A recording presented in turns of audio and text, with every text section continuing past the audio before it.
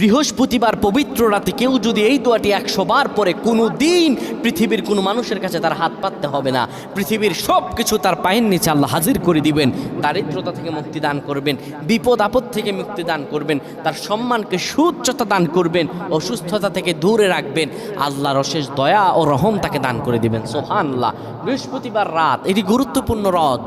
এই রাত সপ্তাহে একদিন আসে।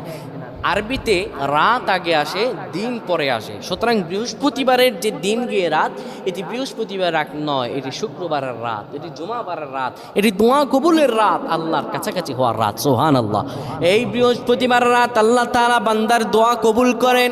কেউ যদি বৃহস্পতিবার রাতে ঈশা নামাজের পরে পবিত্র হয়ে ইয়া হাইয়ু ইয়া হাইয়ু ইয়া হাইয়ু ইয়া রফিয়ু ইয়া রফিয়ু ইয়া রফিয়ু এই দোয়াগুলো পড়তে পারে 100 বার, আল্লাহ রাব্বুল আলামিন তার